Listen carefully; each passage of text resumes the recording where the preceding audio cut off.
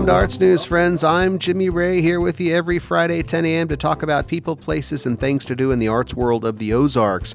This week, a few special guests from Dockley Ranch to discuss the High Lonesome Music Festival coming up on Labor Day weekend. We also catch up with an Ozarkian native who's been working at the Grand Ole Opry in Nashville, Tennessee for the past 25 years. That more coming up. Let's go.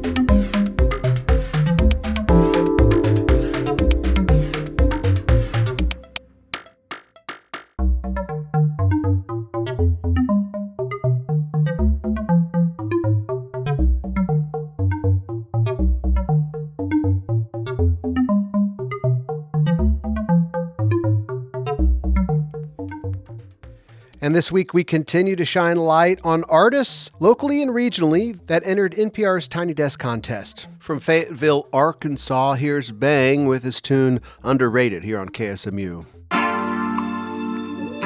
Yeah. Keep going. Say. Yeah. They say you underrated, I never know how to take it. Them pandemic numbers bound to tell a different statement. I'm somewhere in a location remote, they gotta wait at the door. Only difference is they let us in the basement. I called my mama cause my mom was racing. She said you fine, just take time to reevaluate the things you chasing. A good reminder from a better lady. It's gonna happen in due time, it was never maybe. I done sat in line and seen so many people shine, but I was never shady. Yeah, I just been planting my seeds. I know the apple never honestly fall far from the tree. That's probably why all of my problems look like Adam and Eve's. I believe in real love, but I ain't having none. I don't know if I could ever trust you. I'm my daddy's son. Most these women think I'm trying to hit it like I'm Barry Bonds. I know we conditioned to believe that's the only way to be. Yeah, we young, having fun, and I know we both got needs, but it's so much more to life. I'm just trying to make you see. Can I tell you about them times where I was down on bended knee, asking God for a sign, cause I just need some more belief. On my drama, on my trauma, on my paralyzing grief, on the struggles in my family, I'm just talking about last week. I just bury all my burdens, man, I rarely come to speak. How I'm telling you my problems, you the one that come to me. When it's heavy in your heart and it's getting harder just to sleep, and your eyes be filled with water cause you need a little more peace. I don't even got a daughter, but I see one in my niece. On my mother, on my father, she could count on Uncle Pete. I'm a real big dog, man, they hear it in my speech. They just little hush puppies, Long John Silver's Captain D's. I can't listen when they rapping, I don't speak no Japanese. Chick, I'm with out of South Dallas, but my denim Japanese. Got a bag and fix my teeth, I swear I feel like Cardi B. Only difference when I smile, you gon' go blind for like a week. I be sliding on the beat like Kaya Tursky on some skis. It's the hardest in the streets, pray the Lord my soul to keep, amen. Real talk, man. Yeah. That's real talk, man. That's how we coming, man. That's real talk, man. They say you underrated, I never know how to take it. Them pandemic numbers bound to tell a different statement. Yeah. Do you listen to everything in slow motion? Ain't no new friends in the gang, cause I came in the game, always been the same with us. Ain't it crazy how the tree used to hang out, people never see us and they all tryna hang with us. They call me bang like click, click, click, click, boom, be safe, stay dangerous. My new flex is a college to speak. The boot text I'ma call in a week. Nowadays everybody wanna know who I'm talking to and what she's saying to me. Y'all better stop playing with me. If you drop your jaw, then she came here with me. She wanna grow together, can't control forever, can't control the weather. So I don't even know if it'll rain in the sleep, but what I do know is it's gonna rain in the trees. The tree needs.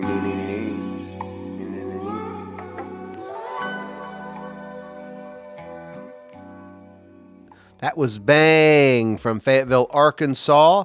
As we continue to shine a light on artists, locally and regionally that participated in NPR's Tiny Desk contest. We'll continue to do that for the next several weeks and hear from some of these talented artists. I'm Jimmy Ray. You're listening to Arts News here on KSMU. Welcome.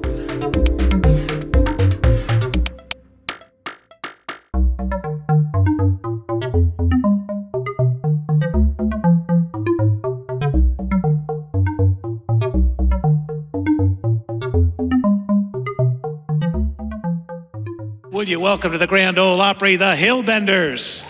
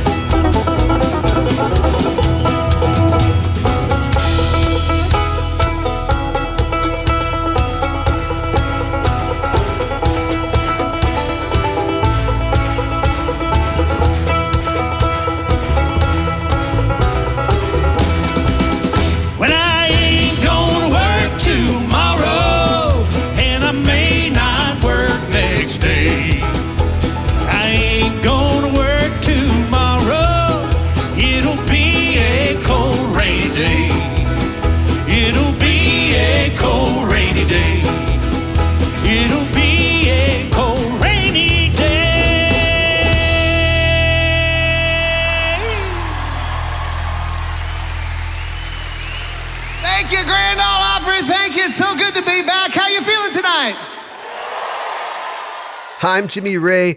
You're listening to Arts News here on KSMU. That was my group, the Hillbenders, on our third appearance at the Grand Ole Opry back in March, and we were able to record and release that as a 3-song EP. But that is not the story here today. While we were there, we caught up with Gina Keltner. She is the associate producer of talent at the Grand Ole Opry and a native of the Ozarks. Her job is to secure the talent on the show each week, continuing the legacy of the Grand Ole Opry's variety show format. Gina, welcome. Thanks for taking some time with me today. Give us a little bit of a rundown of your history here at the Grand Ole Opry. Next month in September, I will be celebrating my 25th anniversary with the Opry. I've been here 25 years. And almost from the beginning, my responsibility has been booking the show, putting the show together, and then just finding artists who have that open hole in their schedules to come and join us. It's just been an amazing gift. It sounds like a really fun job to be able to bring these acts to such a legendary venue and a legacy that the Opry has. What are some of the highlights, performers, performances, collaborations that you've seen over those 25 years here at the Grand Ole Opry? Wow. Well, we'd need a lot of time for that, Sure. Jim. I have a lot of beautiful memories. Probably the one that stands out the most, an anniversary for Porter Wagner, actually just a few months before he passed, and Dolly came to honor him. And everyone just knowing about that relationship, the history of that relationship, and she sang to him on stage, "I Will Always Love You." He was sitting on a stool, she's holding his hand, and we got close enough to where you could see the tears in Porter's eyes, and you don't see Porter cry very often. You could have heard a pin drop. It was just a very, very special moment. What a poignant memory that is, and you're right, it was a special and intimate relationship they had and a long story. And along with Porter Wagner, you are also from Southwest Missouri, the Ozarks. Give us a little rundown on some of that history and how you ended up here. Yes, I am a Southwest Missouri girl. I was born at St. John's Hospital, which I guess now is Mercy. Yeah. Grade school, lived in Republic. Okay. And moved up to Eldon, which is around Lake of the Ozarks. Yes. So I spent my high school years in mid-Missouri, and then moved back down to attend what was called Southwest Missouri State. right. I guess I have to call it Missouri State now. And got my bachelor's degree in administrative management. By that time, I loved country music and went to every concert that I could and just did every term paper I could on country music. Just I lived and breathed country music. Wow. And Where did you get this love for country music? I was raised on country music and Elvis. Yeah. I remember my parents, we'd always go to the Ozark Empire Fair. Yes. Saw Statler Brothers several times Wow. there. That's the one that really stands out in my mind. But, also I remember seeing Dolly there, Ronnie Millsap, just all those Yes. great acts of the 70s. I remember distinctly, and I think it's so cool that one of my earliest memories I have is sitting in my dad's Dodge Coronet in the driveway, and he started the car, and there was just this little spark of excitement, and I was like, what's going on, Dad? And he pointed to the radio, and he said, "That's the Grand Ole Opry." He said, "That's coming from Nashville, Tennessee." And he said, "We must just be having a perfect night, weather-wise, to be get able it to right pick through. that up." Wow. And I remember that so vividly. And to think that now I am responsible for booking this amazing show, it's just incredible. That is quite the full circle moment. What a great core memory, and what a great opportunity for you to be out here and for be doing it 25 years. I think it just makes my heart happy. Why do you think the Grand Ole Opry is so enduring? What about this legacy and tradition is so enduring for folks, for performers and the audience and the folks who work here? Wow, that's a big question.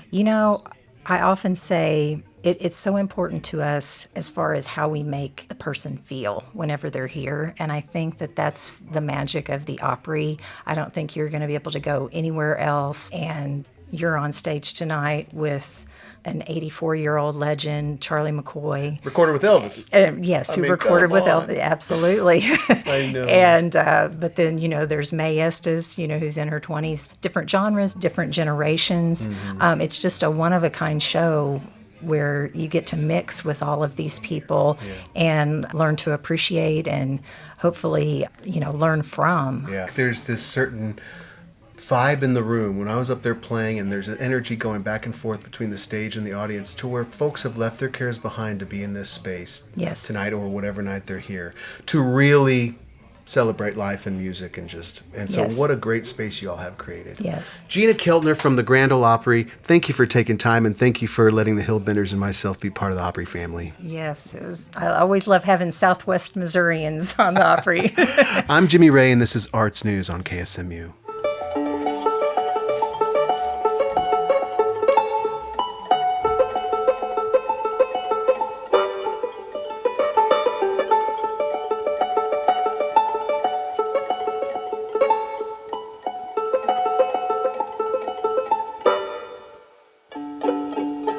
On one fine, sweet and sunny day, everything is gonna go our way. We'll get a phone call from a distant relative who's got a lot of money and never had a kid. We're gonna buy that house in the safe part of town, and all our best friends will be living right around there. We'll have health insurance and we won't ever have to use it. We'll eat all the best food and we won't ever have to cook it. And when it snows, it'll be that perfect fluffy snow, and it'll be 30 degrees and that real cold wind won't ever blow.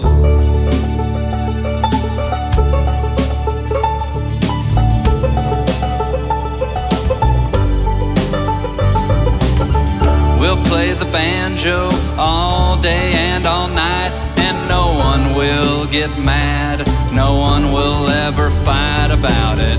We won't have to do taxes, we'll have a reliable car, and we won't need a mower, 'cause we won't have to mow the yard. We'll just walk on over to Switzerland, hike up them big Alps, and walk on back to Kansas City with chocolate in our pretty little mouths. And everyone will be happy, the news will all be good. There'll be no wars and the government will be run by who it should be.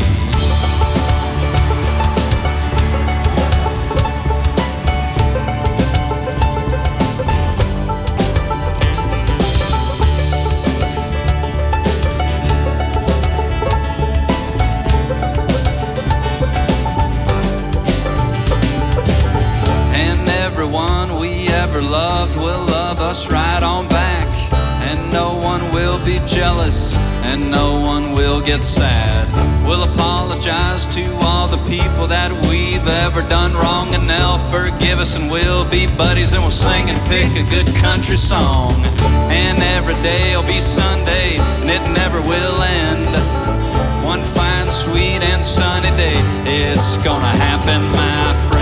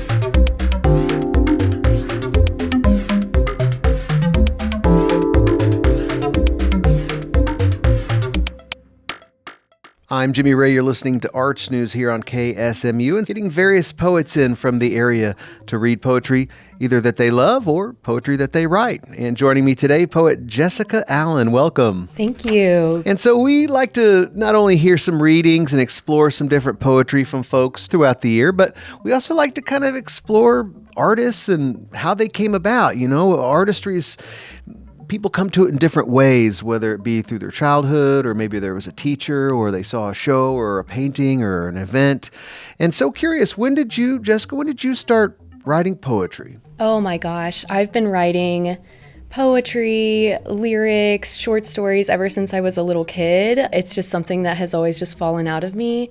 It's always been a way for me to process what I'm feeling. I came from a pretty interesting childhood, keeping you on your toes, always something to look at. So writing was a big way for me to process some big feelings, especially as a small person who didn't know how to handle big feelings. Yeah. And that has kind of carried me into my adult life, and it's become a huge coping mechanism for me, a huge processing tool. I love to write, but not only that, I love to share out loud with people. We have a really awesome poetry community here in Springfield, and I love to read my poetry live because then I can see in real time people reacting to, things that I'm processing and feeling, and I might have felt very alone in that moment, but seeing people react to it, I know that they're feeling that too. There's a connection there. Yeah, interesting. I like that because the idea of writing the poetry is one aspect of it, but then reciting or actually being on stage and having that kind of interactive moment is a layer that some poets don't necessarily enjoy or even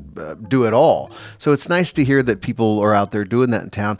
I know there's the Poets Corner, right? Yes. Poets Corner, of course, is my bread and butter. I'm one of the leaders of that group. So we love just creating a community where anyone and everyone can come and share, regardless of experience level or age or anything like that. We have kids, elderly people, like the whole age gamut, all kinds of experiences. And what's the schedule on that now? We're doing it once a month, every second Friday. Okay. Yeah. And that's still down on C Street? Yes, yeah, 416 West Commercial. What's the place called again? It's called The Third Place. The Third Place, that's yeah, it, so it's not work, it's not school, it's a third place. Yeah. And you don't have to be a poet for those. You can just come and listen and enjoy too, right? Yes. We have lots of wonderful audience members month to month, and it just builds on that community too. Lots of folks say that they don't write, but they love to hear other people's experiences. It kind of broadens their perspective on things. And so it's a wonderful way to expose yourself to some other ideas. Yeah, sure, absolutely. All right, well, how about we hear a poem? This is on the topic of communityism, and it's called The Neighborhood Shelf. I keep a little shelf down by the sidewalk in front of my house. It's nothing fancy. In fact, it was handmade and handed down by my mother. We painted it, something groovy, and wrote the phrase, "Take what you need, leave what you can," on the side, to let our neighbors know its purpose, to share with one another. We planted flowers and created an inviting space. It has filled me with joy every time I set out an offering and watch it disappear overnight. Someone needed what I had to offer. I do my best to keep it stocked. Books, hygiene kits, housewares, clothing, shoes, notes of encouragement, and so much more. At first, it was a way to do some spring cleaning, but when we recognized the need, not the need for stuff, but for connection, it had already taken on its own life. Neighbors started leaving their own items: natural hair care for natural hair, baby clothes, children's books, a graffiti tag that others shook their heads at, but I knew I had written, "Leave what you can," and some folks don't have much. In the winter, the shelf began to fall apart, and the pieces lay covered in snow. Some days I would come home and the whole thing would be taken by the wind, shattered. After a few rebuilds, I started to lose faith. I remember feeling complete resolve for its destruction. In short, I had given up. The shelf lay in shambles when I went to bed that night. I remember feeling like the shelf was unseen and unappreciated, like I was unseen and unappreciated. I woke up the next day to find that not only did somebody restore the shelf, but they had also filled it with food and resources on where to get a free meal. It was truly a blessing, feeling held by others. Knowing that we can hold each other. Who knew creating a space for connection could be as simple as setting a shelf by a curb. The shelf still stands, and I see families stop frequently. It is a good day when the shelf is full. It is spring now, and as I lay out compost for this year's flower patch near the shelf, a young boy and his grandmother pass by and look at the books. The child looks up at me, sees me sweaty from shoveling, and says, "I like your garden." His grandmother asks me if I will plant sunflowers again, and for them, I absolutely will. Very good. That's Jessica Allen, local poet here on Arts News KSMU. I'm Jimmy Ray, and we are exploring local poetry here today. That piece, an obviously very personal piece, is that something that you draw from often? A lot of my work centers on healing and processing and things like that. I've gone through a lot of trauma in my life, and so I wanted to read something about forgiveness today. That's something I've been working on in therapy, is not only forgiving other people for things that have been done to me, but forgiving myself for things that were never my fault. And so hopefully some people can connect with this one. It's called Graveyard Girl. I forgive the graveyard girl. She could only work with what she had, and she had so very little. And with her lack of muchness, still a shard of light was buried inside. She made it to another realm with only the hope that someday things would be better. The graveyard girl found life when she had only ever known death. She took her shard of light and buried it where she used to lie sleeping, for she was awake now. From the plot grew a tree that bared many fruits, and from the fruits came seeds that became more fruits. The girl found that life was worth overcoming death and thanked death for its purpose. That was Jessica Allen, local poet here on Arts News KSMU.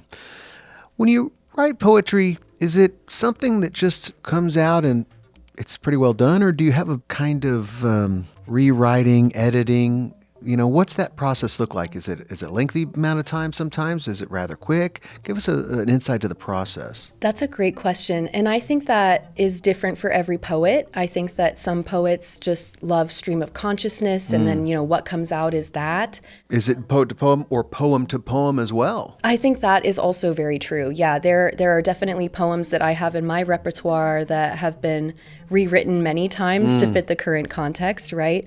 For the most part, gosh, I took so many creative writing classes in high school and college, and the notion of writing as rewriting had been ingrained in me. But I almost feel this rebellious sense of what I wrote is what I wrote, and that's what I meant, So a lot of my poems, there is a little bit of a revision process where, well, I don't like that there. I think I'll move that to the next stanza, or, something of that nature, or maybe a word choice that is more specific and pointed to that feeling that I need it to evoke. But for the most part, I think it is pretty, for myself, it's pretty much done when it comes out. Yeah. Yeah. And so finding that done moment, that's not something I do a lot of recording, writing music, and once you release a song, I find myself very often looking back and going, oh man, I kind of wish I'd mixed it differently, or maybe that lyric was different, or I sang it differently. Do you make those changes later, or do you say when it's done, it is done? Yeah, so there are some things, especially once you publish certain things, right. Like, well, it's published, so it's kind of done, right? But I think of poetry as being very alive, and it, is always changing, and our experience is always changing, and we are always changing as people. So I really don't love the idea of it's done, it's finished, because each time I read it, I'll probably say it just a little bit different. But yeah. You did mention, I think, when we were communicating before the interview, that you had some published works. Yeah. So some of my works are published in a book called Songs of Our Sisters by Blue Cat Publishing, and that is a wonderful collection of a bunch of local female poets, and it's basically just trying to emulate the female experience, especially here in the Ozarks, but specifically it is knowledge that we wish we could have passed on to ourselves, or knowledge that we will pass on to other women. Yeah. And so it's a very strong collection. You mentioned a female experience here in the Ozarks. Is there things around here that some challenges, or are there some benefits, or what does the area geographically have to do with the female experience, would you say? Gosh, that's a really good question. I feel that This is an area where there's a strong history and people love to cling to the past because history is so wonderful and cool. I think that living in the past, there are certain things that a lot of minority groups face, including women, that maybe aren't registered by the larger group of more privileged people. I'll say that. Yeah. You look back and you kind of think, as the times change, there's things that you got to process and kind of work through. And art's always good for that. Absolutely. Music, poetry, painting, whatever your outlet is, it's always great to kind of help you overcome some of the things that you didn't really realize was being put on you. Yeah, and I think, especially in the South, this being the Midwest, but the southern kind of half of the Midwest, I think that silence is a very strong cultural norm that we experience, especially as women, minority groups, minority women. Silence is kind of the norm. And so using poetry as a way to break the silence, I think has been very helpful for me, and I think for other women in this area trying to find their voice. Mm-hmm. Yeah. How about another piece? Absolutely. So this one is called The Less Than United State of Disrepair. It's so exhausting to live in fear, looking over your shoulder thinking enemies are near, scrolling through news feeds disgusted by what you hear. Who can we trust when our own families poke and jeer? Brother against brother, man against wife, even though it is woman who brings him his life and sends it forth with great plight, but he doesn't seem to see that they're stripping her of her rights. Life is convenient for him. He doesn't see her strife. So why should he vote anything but the right? Even when the right feels more like the Third Reich, they give him a voice. He feels recognized. He works hard to feel seen in a world that tells him time's up for his kind. But it's not just his brethren that are feeling the pain. Indeed, a nation traumatized with its administration to blame has many facets, not just one face, stories countless, so no one feels safe. Veterans come home from war to find that they were easily replaced and given poor health care and told just find your place. As if their heads aren't swimming with the nightmares about the families they've displaced or the children they've murdered per order of the states. Mass shootings aren't limited to the cruelty of war. It's something we've seen countless times before. We keep asking, when will it end? Who is it for? For constitutional freedom, not senators' pockets for sure. And the violence doesn't stop with gun fanatics and fear connoisseurs. Police brutality with no accountability lacks the ability to even keep score. Eleanor Bumpers, Tyisha Miller, LaTanya Haggerty, Margaret Mitchell, Kayla Moore, many, many, many more. How can we elect Black women when we can't even protect Black women? National catastrophes never forget 9/11 until the world shuts down for a global pandemic. We thought we almost saw democracy upended. Some of us thought the world might have actually ended before we saw any real criminals apprehended. A rapist for president, racists in Congression, xenophobes and homophobes constantly elected, statutes of progress constantly rejected, and this gorgeous land and its waters unprotected. A nation traumatized with PTSD. How can we fit 335 million citizens into therapy? Inherently non-clinical relational activities essentially expresses you don't have to be a therapist to interact therapeutically. With love and compassion and neutrality, things like gardening, music, and poetry allow for self-expression while simultaneously creating a space for intimate connection. In this space, you see me, and I see you, all your pain and fear and suffering. It's not fair, trust me, I know, but I know firsthand what it's like to have to grow. The road is long and challenging and slow, but it's better together with friends in tow. The battle is real, these are serious foes, but don't throw up your hands, give those sleeves a roll. It's time to get busy, we all have a role. Find yourself and find your place, and hold a space for others to feel safe, where we can work together toward our common goals. That's local poet Jessica Allen. What was the title of that one? The Less Than United State of Disrepair. I like that. Interesting piece. As we talk about poetry and the process and exploring poetry, I noticed that you read that one off your phone. I also noticed you have a nice notebook here that's full. Do you have a particular preference? A lot of folks like to feel the pen on the paper. I've had a typewriter poet in here before, which is really cool. Other folks just do their laptops. Do you have a preference on the way you write? Yeah, so pretty much all of my writing starts as a journal entry. I have a diary that I keep, and a lot of that is very much pen to paper. There are, though, a collection of poems in my notes section, which I hope are backed up to the cloud somewhere, but there are a good amount that, maybe something just comes to me in a moment and I have to just write that down, but I don't have anything nearby. So the phone is a good tool for that. Yeah. That's Jessica Allen, local poet. Thank you for coming in and sharing your work. And we talked about this earlier, but the Poet's Corner, give the details one more time on that. So if folks are interested in poetry, listening, writing, participating, where can they go? Yes, absolutely. So Poet's Corner every second Friday at the Third Place on Commercial Street. And y'all got a Facebook page people can type in a search. Yes, Poet's Corner of Springfield. You can find us on Facebook. Please follow us. Please hang out with us. We love to welcome new members to our community. Yeah. And Jessica, thank you so much, and we'll see you soon. Thank you. I'm Jimmy Ray. You're listening to Arts News here on KSMU. Welcome.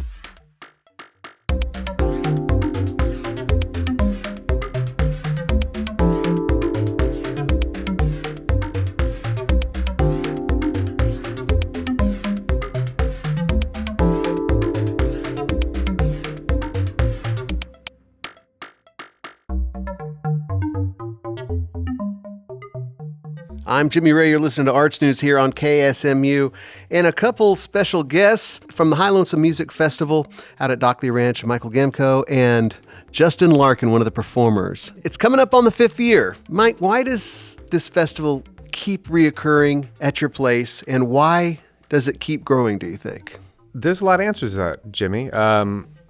So we have discovered kind of this vortex of creativity and joy that exists somewhere on that property that just draws people to it, and more people discover it every year and they want to be a part of it. So it's kind of built its own community around the festival, and that just continues to grow, and more people bring their friends. And from my perspective, I live there, and so I'm always walking around the property thinking, oh, wouldn't it be cool if, for example, this year, we're doing a small film festival as part of the music festival. So we're partnering with the guys from Sato that do the 48-hour film festivals. And Jeff and Jaw? Jeff and Jaw, yes. Very lucky to have those guys on board this year. And what they're going to bring to the festival is just another layer. And every year it's something like that. We meet more cool people, and they bring more interesting things to all the offerings of the festival. Yeah. So not just music festival, even though it's 4 days of music. We have other stuff like the film festival. Give folks a taste, if they haven't heard of it yet, of some of the other things, stargazing hikes. Give them the full rundown on this Labor Day weekend. It's a family-friendly outdoor festival from Thursday through Sunday. We have a songwriting competition. We have something that's called the Musical Forest. So we've got a trail on this property where we live, and it winds its way down through a little holler to a waterfall. It's beautiful. And along the way, we built a bunch of small stages. So as you hike to the waterfall, you go from musician to musician to musician. So that's the Musical Forest. We've got the film festival, a storytelling event on Saturday night. So after the last band on Saturday, we walk down a lighted trail back again into the forest. We have a little forest stage, and we do a storytelling event. We have a theme, and people practice and perform stories. Wow. Interesting. And so many other things. Yeah. And while you're out there, folks may encounter some interesting characters, some furry friends. Is that right? Yes, sir. Yes. What may they might expect out there? Well, there's a herd of very friendly Nigerian dwarf goats that will join you during goat yoga on Saturday morning. They may visit you at your campsite. They have the run of the place. They're very kind, friendly, and pettable. Yeah. And they're curious. There's an alpaca living out there, and she is less interested in you than you are in her, probably. But our friends from an alpaca farm are bringing a bunch of new and young alpacas in to interact with folks. Okay. So we've got alpacas and goats and chickens and dogs, and it's the full farm experience. Yeah, this is Dockley Ranch out near Ava, Missouri, and the High Lonesome Music Festival happening Labor Day weekend, September 3rd through the 6th. And you guys switched over from a later date in September to Labor Day last year, and you're sticking with that this year. Was that a weather thing, or was that what made you make that call? a couple factors came into play, and ultimately we settled on the fact that because we have a big day on Sunday, we do a songwriting competition. A lot of people show up, and then people want to hang out afterwards. We thought, well, moving it to Labor Day would allow a little more relaxation on that final day of the festival. And also we figured maybe we can kind of be the festival that kicks off the fall Ozarks festivals. I like that. It definitely does make that Sunday a little bit more impactful, when folks don't have to worry about work. We got Justin Larkin here as well. And Justin, you've been there every year, haven't you? I have, yeah. What's the magic for you? Why do you keep coming back? Oh, gosh. It is, like Mike said, it's a vortex that just draws people in. And there's a magic to the hills and the hollers out there at Dockley Ranch. And it just seems to be somewhat of a beacon that draws in all kinds of like-minded, creative, and really cool people and experiences. And I just have had so many wonderful memories there over the years, and it just keeps getting better and cooler, and new people are welcomed into the family that Dockley Ranch has kind of created. And there's a magic to it all. Yeah. And just to be a part of it and watch it unfold is really cool. Sure. Well, in a age when a lot of festivals are folding for a lot of different reasons, it's nice to see one growing and finding that traction and finding that community. We're talking about Dockley Ranch and the High Lonesome Music Festival happening Labor Day weekend. That's September 3rd through the 6th. 4 days worth of music and so much more. I was running down the lineup earlier. You have the great Molly Healy. You have Front Porch, Lyle Strickland, Beth Bambara. Beth Bambara from St. Louis. Yeah, I hadn't heard of her before. That's pretty great. Singer-songwriter. Yeah, she's a lot of fun. Interesting, yeah. And, of course, the Creek Rocks will be back. They just had a killer album release show. Justin Larkin. Of course, you're going to be doing solo set. You're going to be jamming around. What's it going to look like this year for you? I'm going to have Clinton Hausman and Seth Randolph join me, and we're going to do I think we're going to do a bit of a different set than we did last year, because last year it was more kind of acoustic based, and I think we're probably going to bring out the electric for some of the stuff. And I've got some new tunes that I've been working on, and we'll probably do some of those and some old Mood Ring Circus songs, and nice. Kind of bridge the past and the future together. Yeah, bringing the fellas out. Okay. Yeah. Justin Lark, you could see him. Delta Brews. Haven't heard of them. Where are they coming from? They are from Jonesboro, Arkansas. Oh, wow. They used to be known as the Last Monarchs of Fall. Oh, yeah. And they've been around the festival for a couple of years now. Yeah, very good. New name. Nice. And Calvin Arsenio? Calvin Arsenio. What's his story? Where's he coming from? He tends to travel with a harp. A harp? And he actually has his own music venue in Kansas City. Oh, wow. And so the way our organization is built, we have the High Lonesome Heritage Music Foundation is the nonprofit organization that we built to support the festival. Yeah. And we have board members in Chicago and Kansas City and Tulsa and all around the area who have all fallen in love with this place in the Ozarks. So they keep coming back, and they all stuck with the festival. And so now we're like, well, let's try and bring some other folks to the Ozarks that maybe wouldn't have been here before. So Calvin Arsenio is one of our opportunities to have a really interesting, unique artist come and be a part of the festival this year. So we're very excited. He travels with the harp. He has a huge, broad array of types of music that he does. So we're excited to get Calvin. Yeah, as I flip through this list, it's very refreshing to see a wide variety of, you get roots music, acoustic music, but there's also going to be some electric stuff, harp music here, storytelling, lots of diversity as well. This is all types of folks coming to make these sounds for you and enjoy in the weekend. Weta Skirts, where are they out of? It's an all-female act. It's an all-female group from Wichita, Kansas. Okay. We were turned on to them through the Folk Alliance. Oh, yeah. One of our board members is now a board member of the Folk Alliance, and so we've gotten connected to all sorts of really interesting musicians around the country. Yeah, that's a killer organization. Yes. Steve Ames in the county lineup down. He's living down that way, so it's great to have him back. The Dead Gummits back again, playing your favorite Grateful Dead tunes. Auntie M and the Tornadoes, of course. Emily from here at KSMU. The Random Strangers, excellent country music there. The Klondike 5 String Band, it's a first for me. It looks like bluegrass music. Where are they out of? They're out of Tulsa. Tulsa, very good. Eric Ryan Johnson, Shoeshine Blues coming back. Lisa Pipes, Coyote Bait. Andre Chisholm?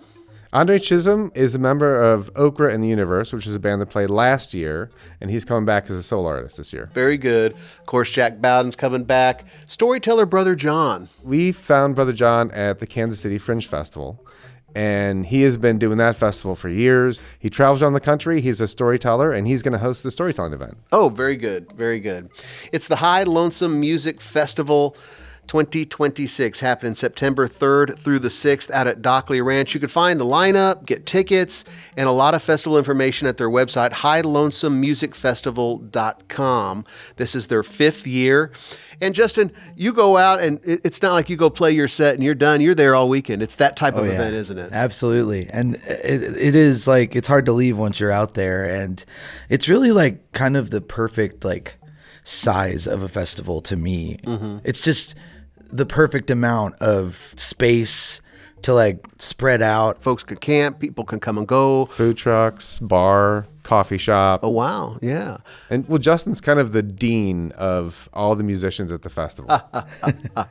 Excellent. And some partners to help put it on? Since Cannabis is our main presenting sponsor, we are partnering with, of course, the Missouri Arts Council. They have been a huge part in helping get this festival sustainable. The Community Foundation of the Ozarks is on board this year. We're working with a bunch of small businesses around Springfield, ABC Books and Howler Bike Company, and all these folks. The more and more folks we get involved, the better. Yeah, excellent.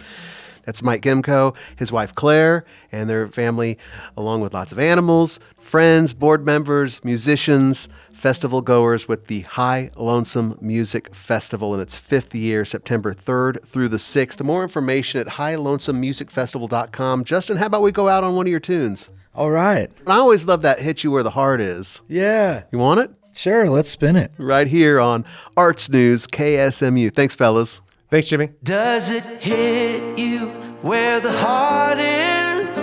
Does it punch you in the guts?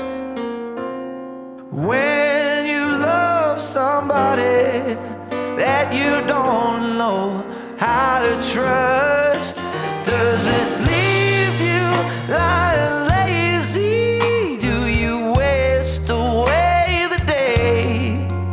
'Cause you give her all your loving, she's giving hers away. This time you're investing. Do you think you spend it right, just sitting and stressing about who she'll see tonight? And if it's worth the worry of leaving all the light.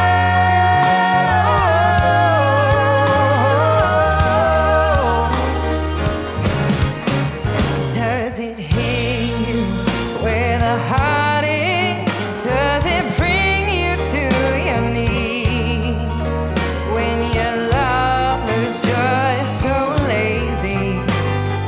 All he does is sleep. He ain't bringing home no money. No, there ain't no bread to eat. He may give you all his loving, but that's worthless currency.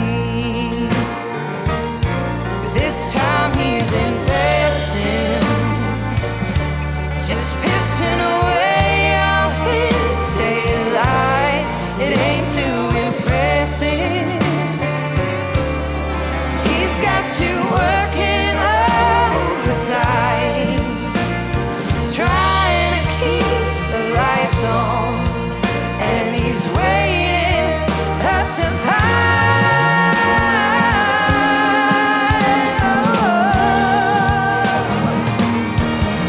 Up to find.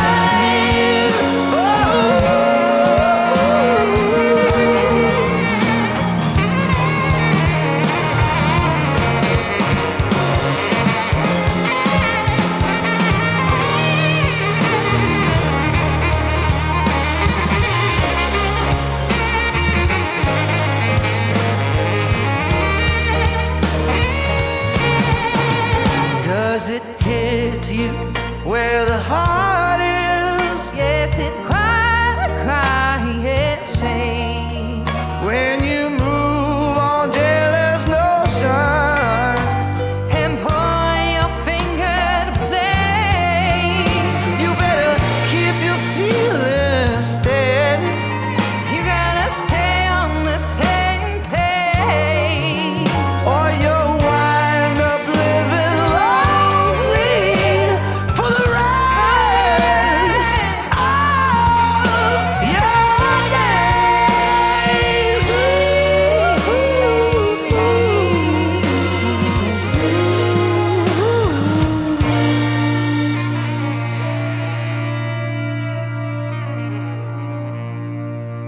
That was Justin Larkin with the tune Hit You Where the Heart Is. You can catch him and so many others at the High Lonesome Music Festival. That's Labor Day weekend, September 3rd through the 6th, out near Ava at Dockley Ranch. And more information, tickets, and a full lineup at highlonesomemusicfestival.com.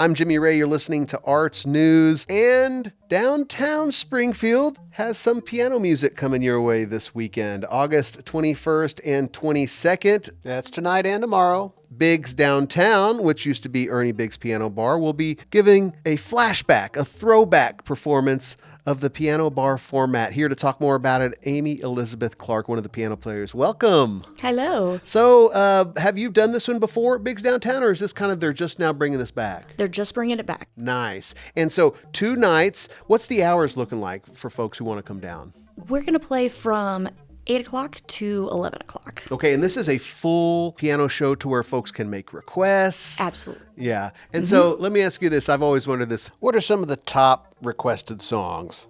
Oh my. Sweet Caroline. Yep. I knew that one was coming. Don't Stop Believing. Yeah. Lately, lots of Pink Pony Club. Yeah, it's good. They're a local girl. All right. We got some got some modern stuff going in there. Just anything that's been ridiculously popular for the last 50 years. And you've got a partner. How this works, you guys kind of, folks making requests, one, might take the other, and kind of bounce back and forth and do playing songs together as well. Yeah, we're playing songs together. Okay, nice. Except when we're not.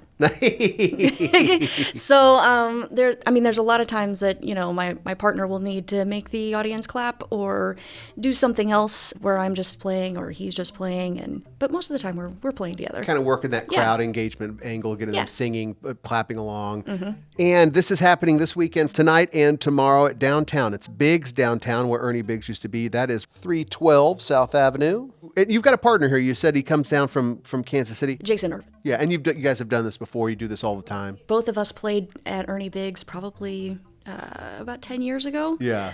So we've been doing it for a long time. Yeah. And you guys fly out on weekends and do all sorts of gigs all over. What types of gigs are you guys doing exactly? We're doing anything. We're doing weddings. We're doing corporate parties. Sometimes we'll play the bigger clubs like on the coast or Oklahoma City last weekend we were in Rolla, Missouri, playing a fundraiser for an organization called the Community Partnership. Okay. And they just provide a lot of assistance to families that are in need. And so that was actually pretty fun. Yeah. I like doing those sorts of things. So Flying Ivories is the name of the business that you guys have. Yes. Yeah. And so what would you say whenever you get gigs coming in, we're going to be here, we're going to be there. What do you look forward to most, or what are some of the funner things that you guys have done? Does it fall into the realm of fun, or is it always just work? No, it's very serious. No, I'm kidding. We're very serious musicians. You ever get to go to like Jamaica or anything like that? I've been all over the Caribbean, Canada. Sometimes people can go like to Amsterdam. Wow. Dueling Pianos is all over. Yeah. It's mostly in the United States. I think just because it's such a tip-based, so it doesn't super fly over in Europe. Sure. Interesting. Well, whenever you started playing piano, were you young, or was this something you got into later? I started playing piano when I was 5. Oh. And then in middle school, I decided it was not very cool. And I wanted to be in band. And so I was like, I quit. And I went to college. I majored in music. I took a piano proficiency test my freshman year and said, well, I'm done with that. And then when I was 30, I had a friend who I was teaching with out at a music school, and he said, I think you should stop by and check out my gig. And I said, I don't really play piano all that well.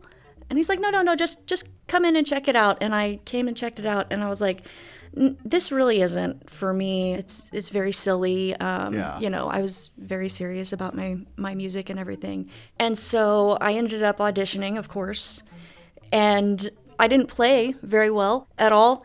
The national director for Hell at the Moon talked to me after my audition, which I thought went absolutely abysmally. And I was like, I'm so sorry, I'm not really super prepared. They just asked me to come down there. And he's like, so, can you start next week? Just thrown to the wolves. And he was like, you have a master's degree in music, don't you? And I said, yeah, in musicology. That doesn't have anything to do with pop tunes or anything. Yeah, you'll be fine. And I've been doing it ever since. So musicology, let's talk about that. What does that exactly entail besides the Prince song? Well, I mean, if you'd like to be very bored. No. Musicology is the study of the development of music over time. Yeah. So it's studying different styles of music, what was happening during different eras. Like a historical type. Historical. Yeah, interesting. Yeah. So whenever you started to study that, I mean, a master's, you went as far as getting a master's. Mm-hmm. What was there a view of what you wanted to do, or you just knew you loved learning about music? I loved learning about music. I had started to play a lot of gigs, and it was a really good way to not get a real job. So what were you playing if it wasn't piano? I was just a singer. I was doing a lot of band work. I, could strum a little bit on guitar, and I do a little bit on piano, but nothing like dueling pianos where you're just leading the whole show. Right. You are the bass, you are the drums, you are the melody line. Right. Like, nothing like that. I'm like, I am chords in the background. If you're just joining me, we're talking with Amy Elizabeth Clark, and she's going to be downtown at Biggs downtown doing a dueling piano show with her partner Jason. That's tonight and tomorrow, August 21st and 22nd. Show starts at 8, you said? 8 o'clock. Going to 11. All request hour, folks. If you can remember back in the day when it was Ernie Biggs, you might remember the type of show. You sing along, clap along, make requests, tip the band. Fun, very engaging. Tonight, 8 to 11, as well as tomorrow, same hours, at Biggs downtown. Amy, thanks for dropping by, and I hope you guys have a blast. Oh, we will. I'm Jimmy Ray. You're listening to Arts News here on KSMU.